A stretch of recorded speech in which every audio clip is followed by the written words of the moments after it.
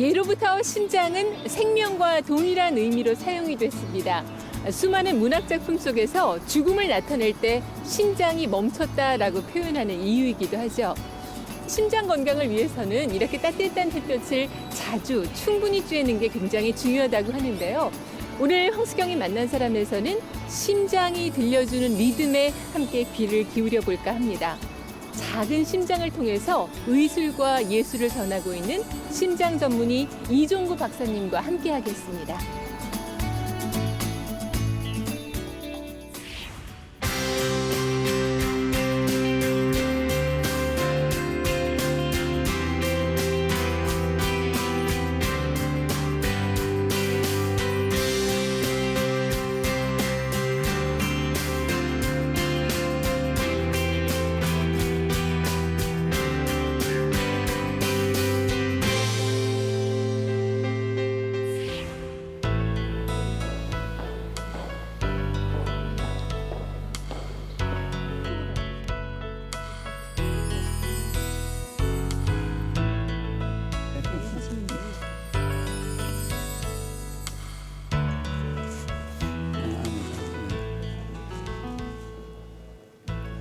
박사님, 그 대학병원에서 은퇴하신 지가 20여 년 가까이 돼가는데. 네, 19년 된 것 같아요. 네, 19년. 네.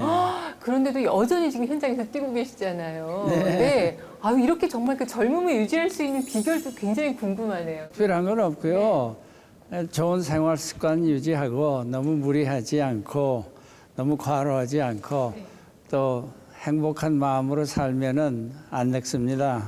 그리고 일을 열심히 하는 것도 중요한 것 같아요. 저는 이제 매일 환자를 보잖아요. 근데 사람들이 물어요. 나이도 있는데 그 피곤하지 않느냐. 그래서 나는 내가 하는 일이 즐겁기 때문에 피곤한지 모른다. 그래서 일을 열심히 하는 것도 늙지 않는 그 방법 중에 하나라고 생각합니다. 네. 대학병원에서 은퇴하셨을 때 진짜 앞서 박사님께서 잠깐 언급하셨지만은 이제 좀 쉬어라, 좀 즐기면서 살아라 이런 권유도 많이 하셨을 것 같아요. 그러니까 평생을 그럼 안 쉬고 계속 달려오셨던 거죠?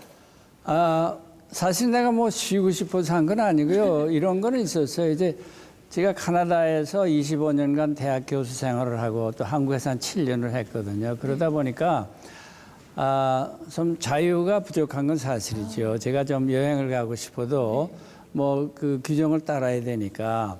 그래서 내가 이제는 조금 자유스러운 생활을 하고 싶다. 또 하나 이유는 대학병원에서 환자를 보면요. 우리가 뭐 오전 중에 한 4, 50명을 막 봐야 되니까 뭐 2, 3분마다 환자 한 사람씩 봐야 되면 우리가 환자들하고 그러니까 소통을 할 시간이 없어요. 솔직히 말해서. 나는 환자의 병도 알아야 되지만 환자를 알아야 된다. 환자가 어떤 생활을 하고 있고 뭐 어떤 가족 관계가 있고 고민이 뭐고 그러니까 병을 떠나서 이런 것도 파악을 하고 이제 그래야 좀 만족스러운 의사 생활을 한다. 이제 그런 게 좀 대학병원에서는 잘 이루어지지 않더라고요. 그래서 이제는 내가 나가서 좀 자유도 즐기면서 환자들하고 조금 더 가차에서 유행어로는 이제 문턱을 낮춰서 한번 의사생활을 해보자 뭐 이런 생각이 있었습니다. 예. 네, 네. 뭐 심장의학에서 최고 권위자를 모셨으니까 이제 심장병에 관련된 여쭙고 싶은 게 굉장히 많이 있는데 갈수록 심장병 환자들이 늘고 있는 추세잖아요. 현대병이라고 할 만큼. 근데 요즘에는 젊은이들도 뭐 갑자기 돌연설을 하는 경우도 있고 그래서 그 어느 때보다도 이 심장병에 관해서 조금 각별히 조심하고 또 알아야 될 것도 많을 것 같아요, 박사님. 제가 항상 얘기하는 건요, 4가지를 조심해라 그겁니다. 이제 심장병이 결국은 동맥경화증 때문에 오는 거거든요.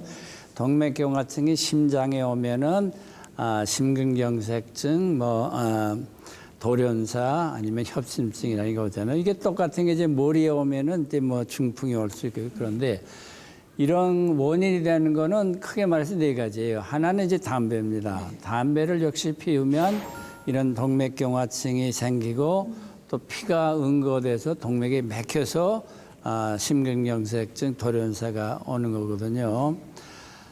담배는 이제 절대로 피우면 안 되고 둘째는 아마 고혈압입니다. 혈압이 높아서 치료를 잘 안 해서 심장병도 생기고 중풍도 오는 거거든요. 근데 요새는 혈압약이 좋기 때문에요.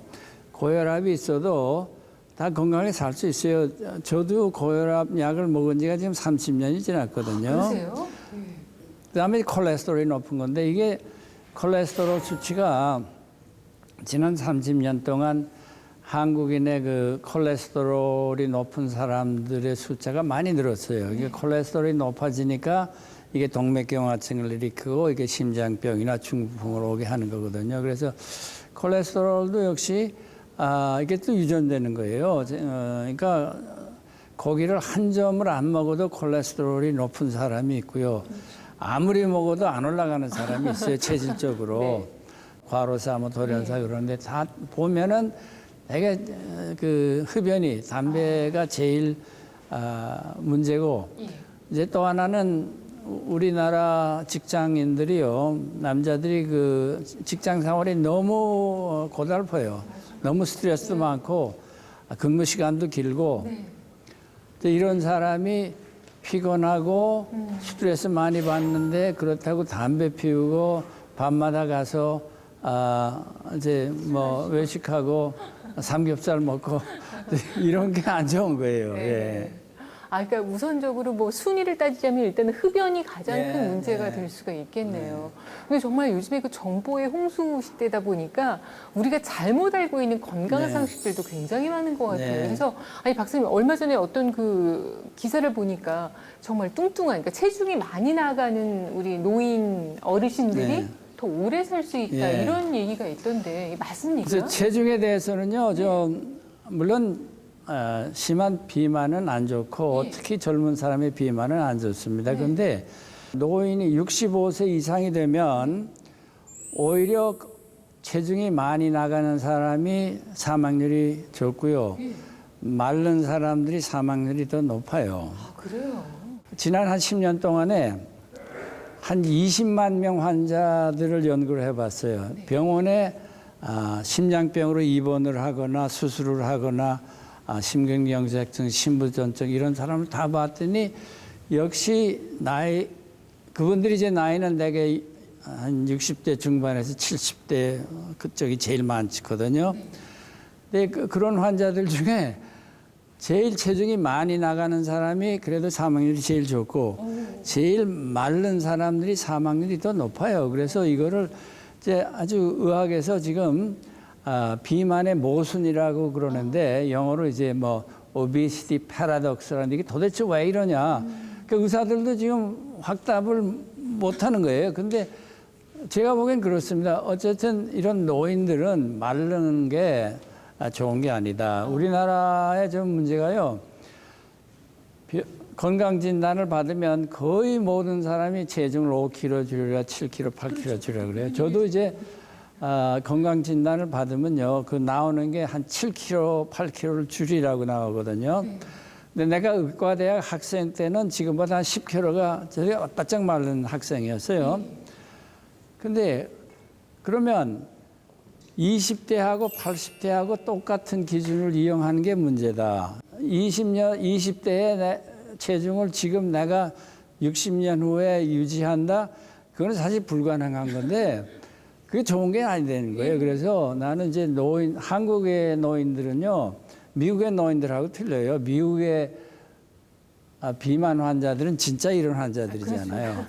근데 대개 의학 정보들이 그런 쪽으로 지금 그 초점을 맞추고 있는데 우리나라 사람들은 안 그렇거든요. 그래서 가령 65세 이상 75세 이상은요. 한국 환자들이 체중을 줄여야 할 사람은 내 생각에는 내가 보는 환자 중에 아마 100명에 한두 사람 정도일 겁니다. 나머지는요. 체중 줄이는 것보다 제일 큰 문제가 뭐냐. 나이가 많으면서 이제 식욕이 떨어지잖아요. 못 먹잖아요. 체중이 줄기 시작하죠. 이건 적신호예요. 그런 사람 오래 못 살아요. 그러니까 나는 그 노인 환자들한테는 너무 그렇게 신경 쓰지 말고 먹고 싶은 거 잘 먹고 잘 먹어야 됩니다. 이렇게 말을 합니다. 그러니까 체중을 빼는 것보다 오히려 체중을 빠지지 않도록 관리하는 게 거의 모든 한국 노인들에게는 정답이다 이렇게 보는 거예요. 그래서 많은 환자분들이 박사님을 더 좋아하고 또 따르는 이유가 뭐 하지 말라 이것보다는 그냥 해도 된다. 이런 건 해라. 뭐 커피도 마셔라. 뭐 술도 뭐 한두 잔은 그냥 이렇게 말씀을 하시니까 너무너무 반갑고 좋은 거죠. 그럼 내가 술을 싫어하는 사람인데 마시라고 얘기 안 합니다. 그러나 술은 하루에 한두 잔씩 마시면 내가 확실하게 얘기할 수 있어요. 심장병은 감소해요. 근데 요새 연구들 보면 모든 박사님 운동은 좀 하세요? 네, 나는 꾸준히 해요. 지금 내 나이에 뭐 조깅을 하는 거는 무리고요. 그래서 시간도 없으니까 집에서 주로 하는데 그 운동용 자전거를 탑니다. 그전에는 트레드밀을 했는데 지금 자전거들이 아주 작고 소리도 안 나고 근데 한 실내에서 할 수 있게 최소한 30분에서 1시간 이렇게 매일 하면요 확실히 이거는 건강에도 좋고 아마 심장병 예방하고 장수하는 데 도움이 돼요. 특히 노인들은 규칙적으로 하루에 30분 이상 일주일에 5일을 하는 사람은요 운동을 하는 사람에 비해서 확실히 사망률이 줄어들어요.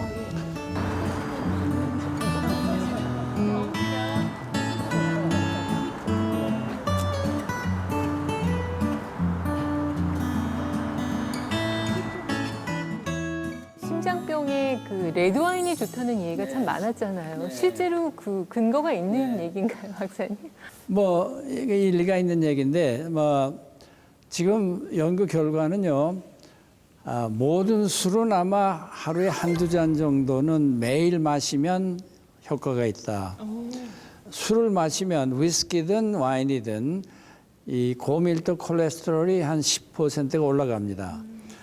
근데 지금 약이 없어요. 여기에 대해서. 오로지 우리가 아는 거는 운동을 열심히 하고 술을 조금씩 마시면 이게 좋아지거든요. 또 하나는 이제 술을 마시면 그 혈전, 핏덩어리가 잘 안 생긴다. 그래서 심장병이 좀 감소하는 것 같다. 이제 그런 게 있고요. 그럼 와인이 다른 것보다 좀 더 좋으냐? 아마 그런 것 같아요. 뭐 얼마나 큰 차이가 나는지 그건 확실히 하지만 그 이유가 뭐냐면 와인은 포도로 만들잖아요. 그렇죠. 포도 껍질이 거기에 이제 항산화 물질이 여러 가지가 있어요.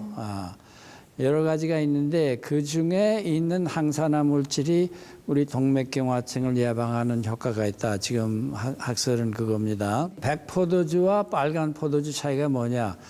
그거는 제가 몇 년 전에 이제 와인 투어를 가서 열심히 좀 봤어요. 내가 항상 그 의문을 가지고 있었거든요. 그게 사실이냐? 그래서 내가 한 3시간 동안 그 부르고뉴 지방의 어떤 와인 공장에 가서 와인 만드는 과정을 봤어요. 그랬더니 재밌는 게 이제 빨간 포도주는 이게 좀 이제 막 부셔가지고 통 안에다 넣어가지고 한 10일을 그 안에 보관을 합니다. 발효를 시키는 게 1차 발효라 그러는데 그때 이제 껍질에 있는 항산화 물질이 액체로 이제 와인으로 들어가거든요. 그러니까 10일 후에 이 껍질하고 씨하고 줄기를 빼버려요. 근데 그 백포도는요, 흰 포도주는 하루 만에 그걸 바로 버려요, 껍질하고 그거를. 그러니까 우선은 그 껍질에 들어가 있는 항산화 물질이 와인으로 들어갈 기회가 그만큼 줬다는 거죠. 또 하나는 포도를 보면요, 그 빨간 포도는 껍질이 좀 두터워요. 그래서 그 항산화 물질이 그렇게 많은데 그 소위 흰 포도는요 얇아요. 그러니까 껍질 자체가 양이 부족하고 24시간만 접촉을 하기 때문에 아마 항산화 물질이 좀 적을 거다. 근데 그건 과학적인 얘기고 일단 그래서 저는요 하루에 한 잔 내지 많이 마시면 2잔 뭐 어떤 모임에 가서 마실 땐 3잔까지는 마시지만 거의 매일 그렇게 마십니다. 근데 중요한 거는 저는 집에서 와인을 한 잔 따르면 그게 뭐 와인이 이만하면 요만큼이거든요. 와인잔에. 그걸 보통 30분에서 40분 걸려요, 마시는데. 아, 요만큼의 양을. 예, 가지고. 외국에서 덴마크 같은 데서 연구를 많이 했거든요. 보니까 와인을 마시는 사람은 평균 하루에 3잔 이상, 그러니까 일주일에 21잔 이상을 마시는 사람도 문제가 없다. 오히려 심장병을 감소한다 돼 있고요. 근데 맥주하고 위스키나 진 같은 걸 마시는 사람은 일주일에 21잔 이상을 마시면 심장병은 증가하지 않는데 암이 증가한다는 그런 데이터들이 있어요. 예. 이제 그게 무슨 얘기냐면 우선 그 술을 마시는 문화가 다르거든요. 와인 마시는 사람은 유럽에 가면은 보통 그 사람들이 저녁 먹으면 2시간 내지 3시간 걸리잖아요. 이태리도 그렇고 프랑스도 그렇고 얘기하면서 천천히 이제 그런 동안에 보통 와인은 2잔 내지 3잔, 그러니까 1시간에 1잔 마시는 꼴이에요. 그래서 실제 해보면. 근데 우리는 이제 습관이 그런 게 아니라 앉으면 일단 몇 잔 마시자 얼큰하게 취해야 대화도 되고 뭐 교류도 된다. 이제 그건 교정을 해야 돼요. 그러니까 술은 얼마나 많이 마시느냐도 중요하지만 얼마나 빨리 마시느냐가 더 중요할 겁니다. 왜냐하면 빨리 마시면 그만큼 그 농도가 급격히 올라가요. 그러니까 우리 피 안에 이 정도의 술이 있으면 몸에 좋은데 이렇게 올라가면 그게 안 좋은 거거든요. 그러니까 천천히 마시면 우리가 간에서 이걸 소화하면서 조금씩 마시고 그래서 좋다는 거고요. 박사님 말씀 듣고 보니까 정말 편하게 할 수 있는 것들이 참 많아서 굉장히 삶이 즐거워질 수 있을 것 같고 보시는 또 어르신들께서는 정말 반가운 소식이다 이렇게 생각하실 것 같아요. 이종구 박사님께서는 지금까지도 이제 환자들과 정말 친밀하게 소통하고 가까이 만나고 계신데요. 그 따뜻한 현장을 저희가 담아왔습니다.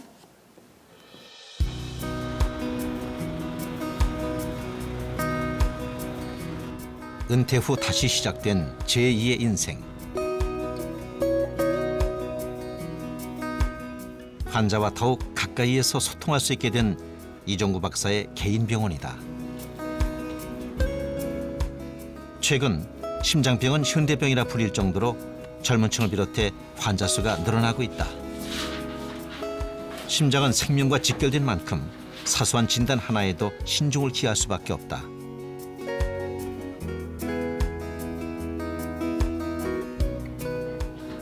60년 경력의 베테랑 의사지만 그에게 심장은 늘 연구 대상이다.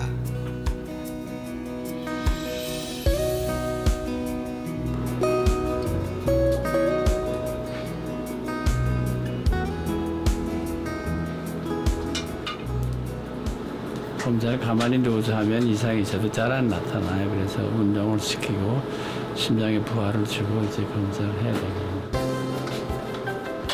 최적의 진료를 위해 끊임없이 새로운 치료법을 연구하고 고민하는 것은 이종구 박사의 오랜 숙명이다.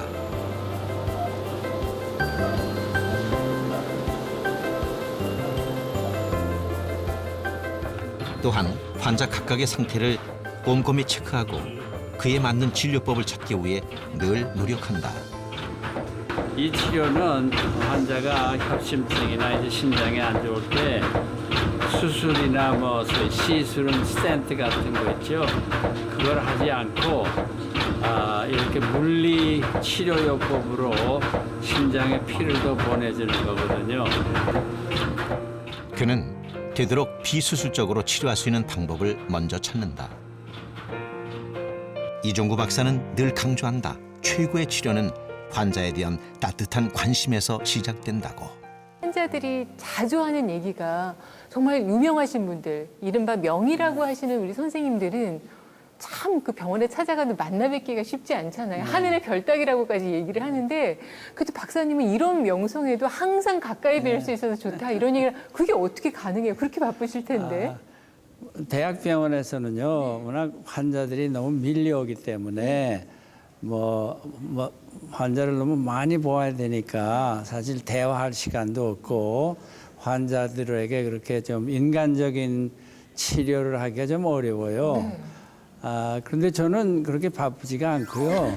또 저는 이제 환자들하고 대화하는 걸 좋아해요. 그래서 제가 젊었을 때 이제 캐나다에서 일할 때 내가 제 스승이 있었잖아요. 이제 그분 한 얘기가 뭐라 그랬냐면 좋은 의사가 되려면 환자 말을 잘 들어라. 끝까지 들어라. 그런 얘기를 내가 그 레지던트 할 때, 몬트리올에서 할 때 들어서 내가 항상 그걸 기억합니다. 그래서 좋은 의사는 환자가 얘기할 때 끊지 말고 끝까지 들어주고 때로는 쓸데없는 얘기를 너무 많이 하기도 하지요. 그렇지만 환자 말을 잘 들어주면 그래야 좋은 진단도 나오고 또 좋은 치료를 할 수 있다. 나는 개인적으로 그렇게 믿어요. 의사는 내 생각에는 이제 물론 병을 고쳐주는 게 첫 의무겠죠. 근데 사실 병을 고쳐준다는 건요, 몸을 고쳐주는 기도 하지만 마음을 고쳐줘야 돼요.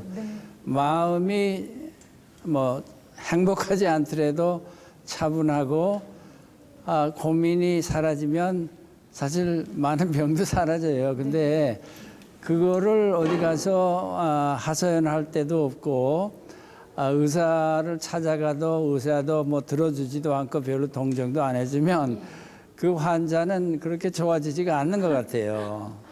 그러니까 마음의 병부터 이렇게 좀 치유를 해주시는 거군요. 근데 이제 특히 이제 박사님께서 이게 고령이신 노인 환자분들에 대한 배려가 굉장하시다고 막 그 평판과 또 많은 분들이 칭찬들을 많이 하세요. 네네. 근데 어르신들이 어떤 하소연을 좀 제일 많이 하시던가요, 박사님께? 노인들은요, 우선 젊은 의사들이 좀 짜증을 내기도 해요. 왜냐하면 할 얘기는 안 하고 뭐 딴 얘기도 하고 물어봐도 답도 제대로 못 하고 이러잖아요. 근데 선친이 이제 93세에 돌아가셨어요. 그래서 그분을 제가 한국에 이제 돌아와서 몇 년간 모시고 있었는데 차차 이제 쇠약해지잖아요. 나중에는 화장실 가기도 어려워지고 또 그러다 보니까 성격도 좀 변하고 짜증도 잘 내시고 근데 그런 생각을 합니다. 그래서 그런 노인을 보면 내가 솔직히 말해서 뭐 우리 아버님한테 효도도 그렇게 많이 못했으니까 우리 부친이라고 생각하고 내가 좀 따뜻하게 대해줘야 되겠다 이런 마음은 가지고 있어요.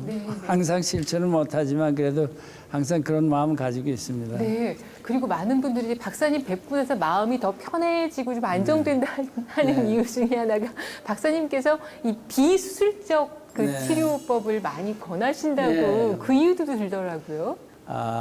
심장 관상동맥이 좁아져 있는 협심증이나 또 판막증도 마찬가지예요. 심장의 판막이 좁아지거나 피가 새면은 이제 우리가 수술도 하는데 그런 환자들도 일단 약물 치료를 해보고 난 환자들한테 뭐 한 3개월 약 먹어보세요. 그리고 상태가 좋아지고 일상생활에 별 지장이 없으면 그냥 약물 치료해도 됩니다.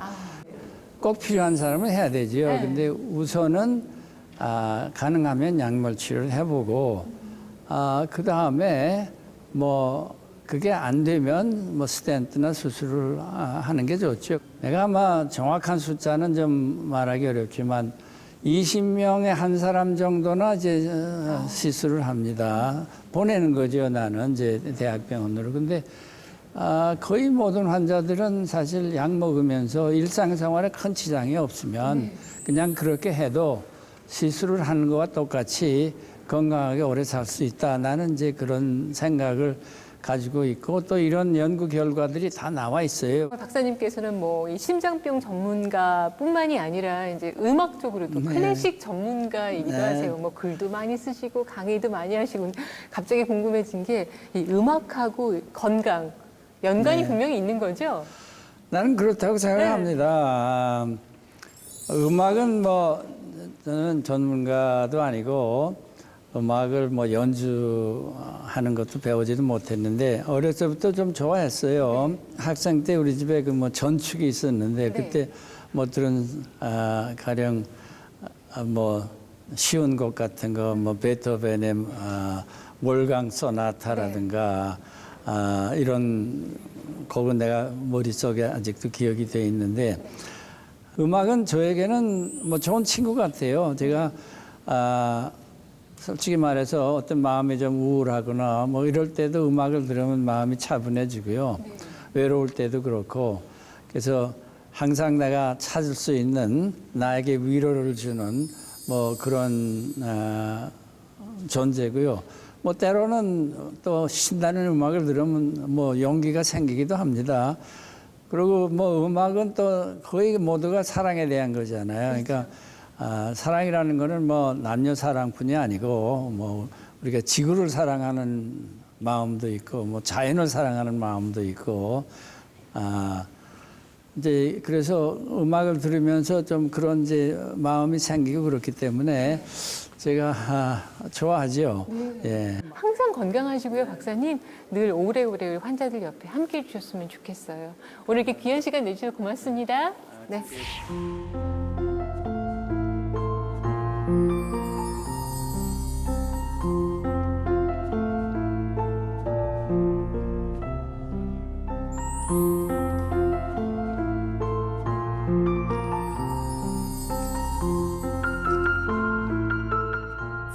마음이 행복해야 돼요.